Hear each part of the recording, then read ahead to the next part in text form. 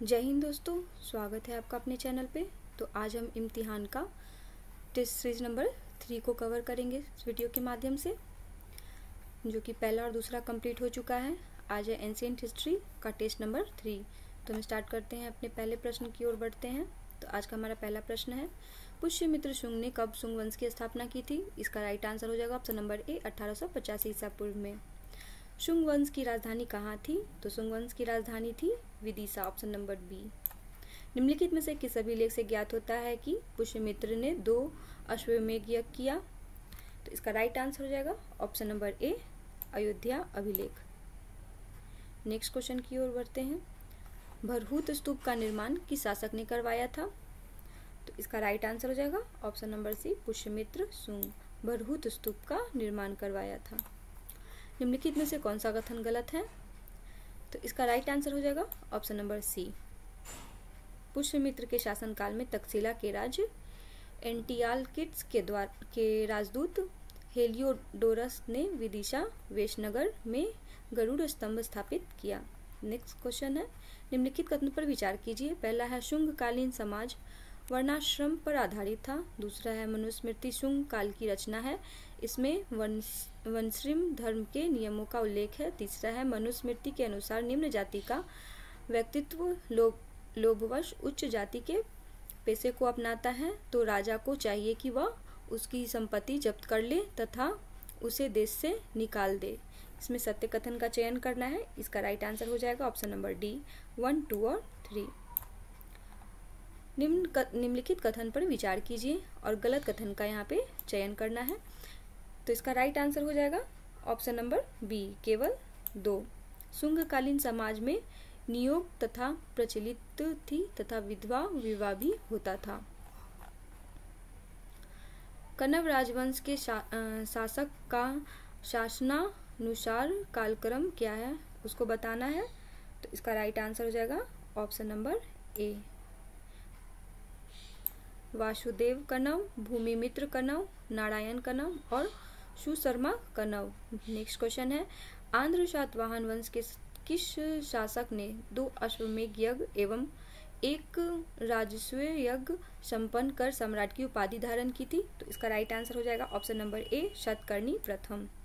Next question है, आंध्र सातवाहन वंश के शासक राजा हाल के शासन का विवरण मिलता है, कूट के माध्यम से बताना है। तो इसका राइट आंसर हो जाएगा ऑप्शन नंबर डी 1, 2, 3 और 4।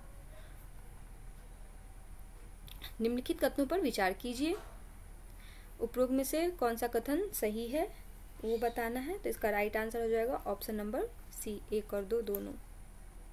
सत्य यहाँ पे बोल रहा है, सत्य बताना है। गौतमी पुत्र सतकर्णी ने शक शासक नहपान को परास्त करके उसे चांदी के सिक्कों पर अपना नाम खुदवाया। गौतमी पुत्र सतकर्णी की सैनिक विजयों की जानकारी उसकी माता बलश्री की नासिक अभिलेख से मिलती है। शक को पराजित करने के उपलक्ष्य में किस सातवाहन शासक को शक यवन पहलव किशुदनस कहा गया? तो इसका राइट आंसर हो जाएगा ऑप्शन नंबर बी गौतमी पुत्र सतकर्णी।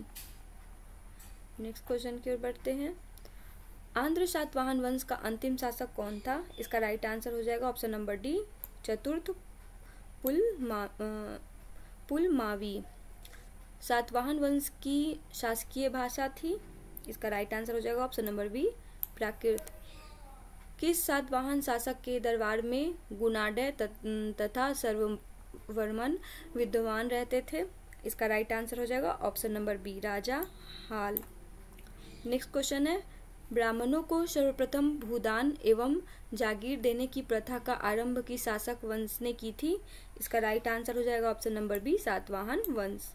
निम्नलिखित कथनों पर विचार कीजिए। सातवाहनों के समय सर्वाधिक सीसा के सिक्के जारी किए गए। दूसरा है सातवाहन अपना सिक्का ढालने में जिस शीशे का इस्तेमाल करते थे उसे रोम से मंगाया गया था। इसमें भी सत्य कथन का चयन करना है। इसका राइट आंसर दोनों हो जाएगा ऑप्शन नंबर सी। निम्नलिखित में से किसे भारत में कुषाण शक्ति का वास्तविक संस्थापक माना जाता है? इसका राइट आंसर हो जाएगा option number B Vima Kadphises. Kushan शासक कनिष्क ने पाटलिपुत्र पर आक्रमण कर वहां से प्राप्त किया था, क्या प्राप्त किया था, कूट के माध्यम से बताना है। इसका राइट आंसर हो जाएगा ऑप्शन नंबर डी 1, 2, 3। विद्वान अश्वघोष, बुद्ध का भिक्षा पात्र और एक अनोखा कुक्कुट। नेक्स्ट क्वेश्चन है, निम्न में से कौन सा विद्वान कनिष्क के दरबार से संबंधित नहीं था। यहाँ पे नहीं था पूछ रहा है, इसका राइट आंसर हो जाएगा जीवक, ऑप्शन नंबर डी जीवक। निम्नलिखित में से प्राचीन काल में किस शासक वंश ने द्वैध शासन प्रणाली प्रारंभ की। इसका राइट आंसर हो जाएगा ऑप्शन नंबर ए कुषाण। भारत ने सीसा ढालने की जानकारी प्राप्त की। इसका राइट आंसर हो जाएगा ऑप्शन नंबर ए प्रथम सदी के आरंभ में। निम्नलिखित में से किसने द्विभाषिक लेख वाला स्वर्ण सिक्के चलाए हैं। इसका राइट आंसर हो जाएगा ऑप्शन नंबर बी हिंद यवन। निम्नलिखित में से कौन सा युग्म सही सुमेलित नहीं है। तो इसमें सही सुमेलित जो नहीं है उसका राइट आंसर हो जाएगा option number D Chandragupta Maurya और जीवक। निम्नलिखित कथनों पर विचार कीजिए। कुषाणों ने सोना एवं तांबे के सिक्के जारी किए। दूसरा है कुषाणों ने सर्वाधिक शुद्ध स्वर्ण सिक्के जारी किए। सही कथन इसमें बताना है। इसका राइट आंसर हो जाएगा ऑप्शन नंबर सी 1 और 2 दोनों।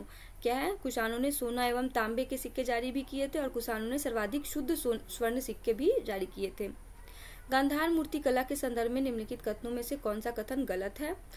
तो इसका राइट आंसर हो जाएगा ऑप्शन नंबर डी। गांधार शैली में बुद्ध की मूर्तियां केवल खड़े हुए में बनाए गए हैं।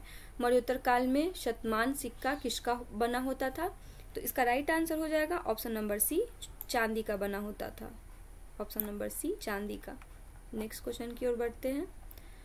निम्नलिखित कथनों में से कौन सा कथन गलत है। कुषाणों ने बड़ी मात्रा में सोने के सिक्के जारी किए जिनका उपयोग दैनिक जीवन में व्यापारिक लेन देन में किया जाता था। दूसरा है कुषाणों ने बड़ी मात्रा में सोने के सिक्के जारी किए परंतु उन्होंने अपने दैनिक जीवन में व्यापारिक लेन देन में तांबे के सिक्के का प्रयोग किया। तीसरा है कनिष्क के सिक्कों पर बौद्ध ब्राह्मण एवं ईरानी देवताओं के चित्र मिलते हैं। चौथा है भारत में सर्वप्रथम सोने के सिक्के कुषाण शासक विम किडफिसेस ने ही चलाए। तो इसका राइट आंसर हो जाएगा ऑप्शन नंबर ए। ये कथन क्या है, गलत है। निम्न कथनों पर विचार कीजिए। गुप्त कुषाणों में के सामंत थे। गुप्त वंश का आरंभिक राज्य आधुनिक उत्तर प्रदेश तथा बिहार में था। तीसरा है प्रयाग प्रशस्ति के अनुसार गुप्त वंश की स्थापना श्री गुप्त ने की थी। कथन सही है या गलत, सही है बताना है। तो इसका राइट आंसर हो जाएगा ऑप्शन नंबर डी 1, 2, 3 तीनों क्या है, सही है। चीनी यात्री फाहियान किसके शासनकाल में भारत आया था। तो इसका राइट आंसर हो जाएगा ऑप्शन नंबर सी चंद्रगुप्त द्वितीय के काल में आया था। निम्नलिखित में से कौन सा कथन गलत है। तो इसका राइट आंसर हो जाएगा ऑप्शन नंबर डी समुद्रगुप्त महाराजा धीराज की उपाधि धारण की थी। प्रयाग प्रशस्ति स्तंभ लेख में किसे लिच्छवी दोहित्र कहा गया है। तो इसका राइट आंसर हो जाएगा समुद्रगुप्त को कहा गया है। प्रयाग प्रशस्ति स्तंभ लेख में लिच्छवी को दोहित्र कहा गया है तो समुद्रगुप्त को। निम्नलिखित में से किस विद्वान ने समुद्रगुप्त को भारत का नेपोलियन कहा था। तो इसका राइट आंसर हो जाएगा ऑप्शन नंबर ए V.A. स्मिथ। गुप्त राजाओं द्वारा धारण की उपाधियों का सही मिलान कीजिए।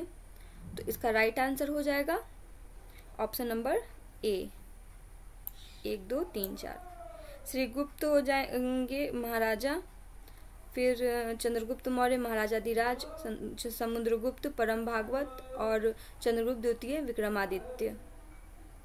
गुप्त काल में युद्ध से प्राप्त की गई संपत्ति का लेखा जोखा करने वाला अधिकारी को क्या कहा जाता था। इसका राइट आंसर हो जाएगा ऑप्शन नंबर बी युक्त पुरुष कहा जाता था। गुप्तकालीन प्रशासनिक इकाई का आरोही क्रम क्या है। इसका राइट आंसर हो जाएगा ऑप्शन नंबर ए देश या राष्ट्रभक्ति विषय विधि पेथ ग्राम। गुप्तकालीन प्रशासन व्यवस्था में नगर के मुख्य अधिकारी को क्या कहा जाता था। इसका राइट आंसर हो जाएगा पुरपाल। नेक्स्ट क्वेश्चन है गुप्त काल के किस अभिलेख में यह उल्लेख मिलता है कि विशाल सूर्य मंदिर के निर्माण एवं मरम्मत रेशम बुनकरों की श्रेणी द्वारा किया गया। तो इसका राइट आंसर हो जाएगा ऑप्शन नंबर ए मंदसौर अभिलेख। गुप्त राजाओं ने सर्वाधिक स्वर्ण मुद्राएं जारी की। इनकी स्वर्ण मुद्राओं को अभिलेखों में क्या कहा गया है। इसका राइट आंसर हो जाएगा ऑप्शन नंबर ए दिनार। निम्नलिखित कथनों पर विचार कीजिए। भगवान शिव के एक मुखी और एवं चतुर्मुखी शिवलिंग का निर्माण सर्वप्रथम गुप्त काल में हुआ। दूसरा है शिव के अर्धनारीश्वर रूप की रचना भी गुप्त काल में हुआ। तीसरा है गुप्तकालीन मूर्तिकारों ने शारीरिक आकर्षण को छिपाने के लिए मूर्तियों के वस्त्रों में के प्रयोग को प्रारंभ किया। इसमें भी सत्य कथन का चयन करना है। इसका राइट आंसर हो जाएगा ऑप्शन नंबर डी, 1, 2 और 3 सही है। सही मिलान करना है इसमें यहाँ पे, तो इसका राइट आंसर हो जाएगा ऑप्शन नंबर ए, 1, 2, 3, 4। देवी चंद्रगुप्तम विशाखदत्त, मृच्छकटिकम शूद्रक, चारुदत्तम भाष और विक्रम वर्षियम कालिदास निम्नलिखित में से किसका संबंध गुप्त काल से नहीं है? तो इसका राइट आंसर हो जाएगा ऑप्शन नंबर डी, चरक। 6ठी सदी के उत्तरार्ध में पुष्यभूति वंश का उदय भारत के किस राज्य में हुआ है? इसका राइट आंसर हो जाएगा ऑप्शन नंबर बी, हरियाणा। हर्ष के अभिलेखों और हर्ष चरित्र में उल्लेख शब्दों में कौन सुमेलित नहीं है? तो इसका राइट आंसर हो जाएगा ऑप्शन नंबर सी, कटुक राजवंश के संबंधित अधिकारी। हर्ष की सैन्य व्यवस्था के संबंध में कौन सा कथन सत्य है? इसका राइट आंसर हो जाएगा ऑप्शन नंबर डी, 1, 2, 3, 4 ये सभी क्या हैं? सत्य हैं। हर्ष की सैन्य व्यवस्था को चतुरंगिनी कहा जाता था। कुंतल घुड़सवार सेना का प्रधान था, कटुक गज सेना का प्रधान था और सिंहनाद सेना का प्रधान था। हर्ष के शासनकाल के संबंध में कौन सा कथन असत्य है? इसका राइट आंसर हो जाएगा ऑप्शन नंबर डी, जो है राज्य की आय महत्वपूर्ण स्रोत क्या था? व्यापार था। ये क्या है? असत्य है। हर्ष के शासन काल में भूमि कर उपज कितना वसूला जाता था? तो इसका राइट आंसर हो जाएगा 1/6 भाग वसूला जाता था। निम्नलिखित में से किसकी रचना हर्ष द्वारा नहीं की गई थी? तो इसका राइट आंसर हो जाएगा ऑप्शन नंबर ए, हर्ष चरित्र की रचना नहीं की गई थी। निम्नलिखित में से कौन सा कथन गलत है? इसका राइट आंसर हो जाएगा ऑप्शन नंबर ए, गुप्त काल में दास प्रथा प्रचलित नहीं थी। गुप्त काल में नहीं जोती जाने वाली भूमि को क्या कहा जाता था? उसे कहा जाता था खिल, ऑप्शन नंबर डी, खिल। हेनसांग को निम्न में से किस उपनाम से जाना जाता था? तो इसका राइट आंसर हो जाएगा ऑप्शन नंबर डी, उपयुक्त में से सभी, यात्रियों के राजकुमार, नीति का पंडित और साक्यमान। निम्नलिखित में से कौन सुमेलित नहीं है? सुमेलित जो नहीं है वो ऑप्शन नंबर ए है, गोमतेश्वर की प्रतिमा तमिलनाडु में। निम्नलिखित में से कौन सुमेलित है? राजवंश और राजधानी, ये बताना है। तो इसका राइट आंसर हो जाएगा ऑप्शन नंबर डी, 1, 2, 3, 4। गुप्त काल के संबंध में असत्य कथन का पहचान करें। प्राचीन भारत का स्वर्ण युग गुप्त काल को कहा जाता था। भूमि कर का उपज 1/4 भाग था। गुप्त काल का संस्थापक श्री गुप्त था। गुप्त संवंत की स्थापना चंद्रगुप्त प्रथम ने की थी। इसका राइट आंसर हो जाएगा ऑप्शन नंबर बी, भूमि कर उपज का 1/4 भाग था। हुन आक्रमण की जानकारी किस स्तंभ लेख से मिलती है? भीतरी स्तंभ लेख, नासिक अभिलेख, एहोल अभिलेख, प्रयाग स्तंभ लेख। इसका राइट आंसर हो जाएगा ऑप्शन नंबर ए, भीतरी स्तंभ लेख। सूची 1 को सूची 2 से मिलान करना है, पुस्तक और लेखक। इसका राइट आंसर हो जाएगा ऑप्शन नंबर ए,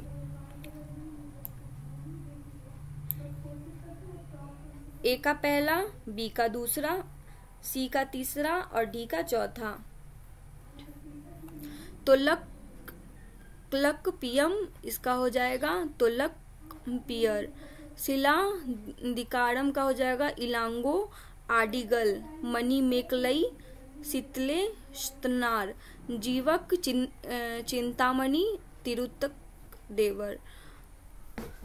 नेक्स्ट क्वेश्चन है, संगम साहित्य के संबंध में निम्नलिखित कथनों पर विचार कीजिए। कौन सा कथन सही है उसका चयन करना है। इसका राइट आंसर हो जाएगा ऑप्शन नंबर बी, केवल 1 और 4। शिल्पाधिकारम का हो जाएगा तमिल साहित्य का इलियड और तोल्कापियम का हो जाएगा तमिल साहित्य का पहला व्याकरण ग्रंथ। संगम युग के दौरान दक्षिण भारत का 3 राजवंशों का शासन था। वो कौन कौन था? तो चेर, चोल और पांड्या। निम्नलिखित में से कौन सा कथन पांड्य वंश के बारे में सही नहीं है? तो इसका राइट आंसर हो जाएगा ऑप्शन नंबर डी, मेगास्थनीज के अनुसार पांड्य राज्य का शासन व्यवस्था में पितृसत्तात्मक लक्षण था। पांड्य वंश के किस शासन के निर्दोष कोवलन को फांसी की सजा दी गई थी? तो इसका राइट आंसर हो जाएगा ऑप्शन नंबर बी, नेडुन जेलियन ने। पांड्य वंश के संस्थापक नेडियोन के बारे में निम्नलिखित में से कौन सा कथन सही है? इसका राइट आंसर हो जाएगा ऑप्शन नंबर डी, उपयुक्त में से सभी। समुद्र पूजा की प्रथा को शुरू किया था, पहरुली नदी एक बांध का निर्माण करवाया और सिंचाई व्यवस्था पर भी ध्यान दिया। तो इसका राइट आंसर हो जाएगा उपयुक्त में से सभी। चोल वंश के बारे में सर्वप्रथम जानकारी किससे मिलती है? तो इसका राइट आंसर हो जाएगा पाणिनि के अष्टाध्यायी से मिलती है। संगम युग में उड़ेयूर किसके लिए विख्यात था? इसका राइट आंसर हो जाएगा ऑप्शन नंबर सी, कपास के व्यापार का महत्वपूर्ण केंद्र था। वेन्नी के युद्ध में चेर और पांड्य वंश की संयुक्त सेना को किस चोल शासक ने पराजित किया था? इसका राइट आंसर हो जाएगा ऑप्शन नंबर सी, कड़ी काल। संगम चोल वंश के उरेयूर के स्थान पर किस स्थान को राजधानी स्थापित की गई थी? इसका राइट आंसर हो जाएगा ऑप्शन नंबर डी, पुहार। निम्नोक्त राजवंशों में से किसने श्रीलंका एवं दक्षिण पूर्व एशिया को जीता था? इसका राइट आंसर हो जाएगा ऑप्शन नंबर सी, चोल। संगमकालीन चेर वंश का राजकीय चिन्ह क्या था? इसका राइट आंसर हो जाएगा ऑप्शन नंबर ए, धनुष।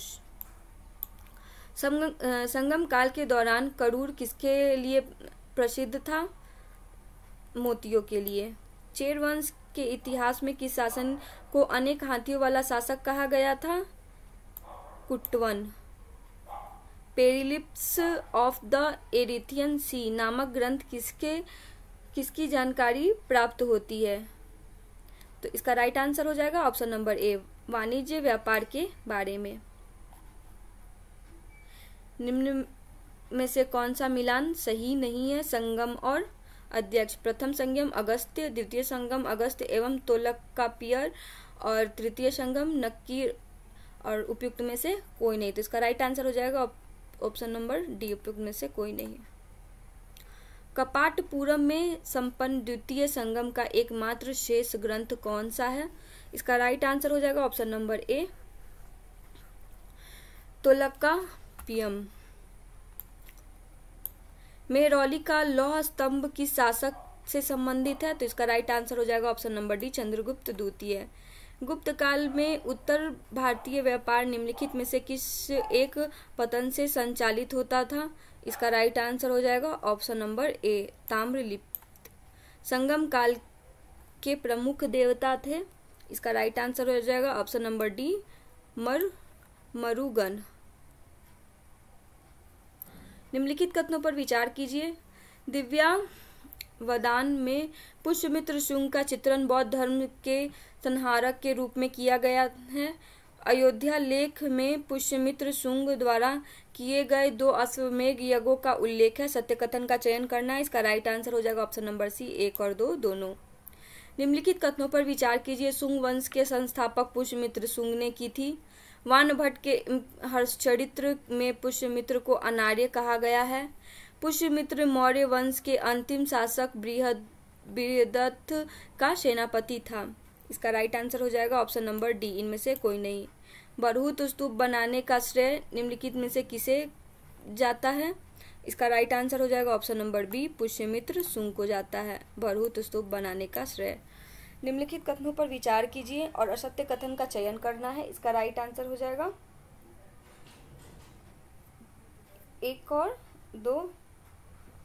कालिदास के अनुसार अग्निमित्र के पुत्र वसुमित्र ने सिंधु नदी तट पर यवनों को पराजित किया था और भागभद्र के दरबार में तक्षशिला हिंद यवन शासक एटियालकिड्स ने हेलियोडोरस नामक राजदूत भेजा था। तो इसका राइट आंसर हो जाएगा ऑप्शन नंबर सी, 1 और 2 दोनों।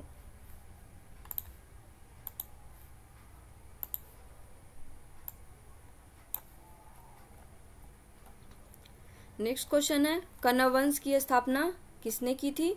इसका राइट आंसर हो जाएगा ऑप्शन नंबर ए, वसुदेव। निम्नलिखित कथनों में से पहला अभिलेखीय साक्ष्य जिसमें ब्राह्मणों तथा बौद्धों को भूमि अनुदान में दी गई थी, इसका राइट आंसर हो जाएगा ऑप्शन नंबर सी, नानाघाट अभिलेख। इसने 2 अश्वमेध तथा 1 राजसूय यज्ञ का अनुष्ठान किया था। पुराणों में इसे कृष्ण का पुत्र कहा गया। यह कथन किस सातवाहन वंश के शासक के बारे में कहा गया? इसका राइट आंसर हो जाएगा ऑप्शन नंबर ए, सातकर्णी प्रथम। निम्नलिखित में से कौन सा कथन असत्य है? तो ये असत्य है। सातवाहन की राजकीय भाषा संस्कृत तथा लिपि ब्राह्मी थी। किस सातवाहन शासक के बारे में कहा जाता था कि उसके घोड़ों ने 3 समुद्रों का पानी पिया था? तो इसका राइट आंसर हो जाएगा ऑप्शन नंबर बी, गौतमी पुत्र सातकर्णी। निम्नलिखित में से किस शासक ने शक शासक नेहपान को हराया था? नेहपान को किसने हराया था? तो गौतमी पुत्र सातकर्णी ने। सातवाहन काल के संदर्भ में निम्नलिखित कथनों पर विचार कीजिए, कौन सा कथन सत्य है? इसका राइट आंसर हो जाएगा ऑप्शन नंबर डी, 2 और 4। सातवाहन शासक हाल में गाथा सप्तशती नामक पुस्तक की रचना किस भाषा में की थी? इसका राइट आंसर हो जाएगा ऑप्शन नंबर डी, प्राकृत में की थी। निम्नलिखित में से किस सातवाहन शासक को प्रथम आंध्र सम्राट कहा जाता है? इसका राइट आंसर हो जाएगा ऑप्शन नंबर बी, वशिष्ठी पुत्र पुलुवामी। सातवाहन वंश का अंतिम शासक निम्नलिखित में से कौन था? इसका राइट आंसर हो जाएगा ऑप्शन नंबर ए, पुलमावी चतुर्थ। निम्नलिखित कथनों पर विचार कीजिए, कौन सा कथन सत्य है? इसका चयन करना है। इसका राइट आंसर हो जाएगा 1, 2 और 3। सामंतिक लक्षण का आभास सर्वप्रथम सातवाहन काल में ही मिलता है। सातवाहन काल में सामंतों की 3 श्रेणियां थी। सातवाहनों ने सर्वप्रथम शीशे की मुद्रा चलाई थी। निम्नलिखित कथनों पर विचार कीजिए, कौन सा कथन गलत है? उसका चयन करना है। इसका राइट आंसर हो जाएगा उपयुक्त में से कोई नहीं। सातवाहन काल में जिला को आहार कहा जाता था। सातवाहन काल में ग्रामीण क्षेत्रों में प्रशासक गौलमिक कहा जाता था।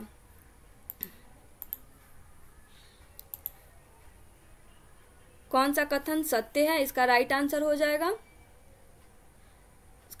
जाएगा ऑप्शन नंबर डी, क्योंकि सातवाहन काल में व्यापार केवल आंतरिक होता था। ये गलत है। सातवाहन काल में व्यापार व्यवसाय केवल शीशे की मुद्रा होती थी, गलत है। सातवाहन काल में राजकृषों की उपज का 6ठा भाग कर के रूप में प्राप्त किया जाता था। निम्न कथनों पर विचार करना है। सातवाहन शासक सातकर्णी प्रथम का उल्लेख पेरिलिप्स ऑफ द एरिथियन सी में मिलता है। गौतमी पुत्र सातकर्णी के शासन काल में सातवाहन वंश मात्र सत्तात्मक तत्व अपनाए गए अथवा महत्वपूर्ण बन गए। शकों के आक्रमण के कारण सातवाहनों को दक्षिण की ओर खिसकना पड़ा। कौन सा कथन गलत है? इसका राइट आंसर हो जाएगा ऑप्शन नंबर डी, उपरोक्त में से कोई नहीं। सही मिलान करना है कूट का चयन करके। इसका राइट आंसर हो जाएगा option number A, B, C, D. Satavahana काल के धार्मिक व्यवस्था के संदर्भ में निम्नलिखित कथनों पर विचार कीजिए। सत्य कथन का चयन करना है। इसका राइट आंसर हो जाएगा उपरोक्त सभी। सातवाहन शासक ने राज्यों ने निवार करने वाले सभी नागरिक के प्रति धार्मिक सहिष्णुता की नीति को अनुशीलन किया। सातवाहन काल में राजा स्वयं के साथ देवताओं का तादात्म्य स्थापित करने लगे। गौतमी पुत्र सातकर्णी को नासिक अभिलेख में अद्वितीय ब्राह्मण कहा गया। हाथी गुफा अभिलेख किस लिपि और भाषा में उत्कीर्ण है? इसका राइट आंसर हो जाएगा ऑप्शन नंबर बी, ब्राह्मणी एवं प्राकृत। किस अभिलेख में सर्वप्रथम भारतवर्ष का उल्लेख मिलता है? तो हाथी गुफा अभिलेख।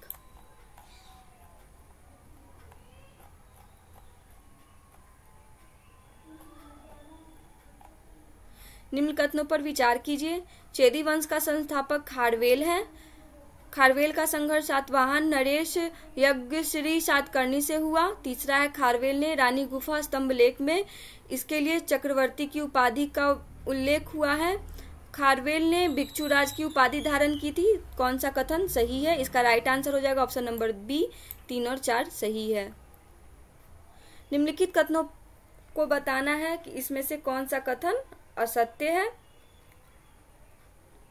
खारवेल ने अपने शासन के 5वें वर्ष में मगध राज महापद्मनंद द्वारा खुदवाई गई नहर का विस्तार तनसूली के कलिंग तक करवाया। दूसरा है, खारवेल ने अपने शासक के 9वें वर्ष में प्राची नदी के दोनों तरफ एक एक महाविजय प्रासाद का निर्माण करवाया। खारवेल ने अपने शासक के 11वें वर्ष में दक्षिण भारत में सैन्य अभियान पर पिंडूत नगर मद्रास के पास को ध्वस्त किया और वहां गधों का हल चलवाया। चौथा है, खारवेल शिव का अनुयायी था, उसने बरार अहमदनगर। तो इसका राइट आंसर हो जाएगा ऑप्शन नंबर डी। तो आज का हमारा 100 क्वेश्चन कंप्लीट होता है सेट नंबर 3 का। सेट नंबर 3 हमारा आज कंप्लीट होता है। तो ऐसे ही वीडियो को अंत तक देखने के लिए धन्यवाद और कमेंट में बताएं कि आपको ये वीडियो कैसा लगा और लाइक शेयर सब्सक्राइब जरूर करें। वीडियो को अंत तक देखने के लिए धन्यवाद।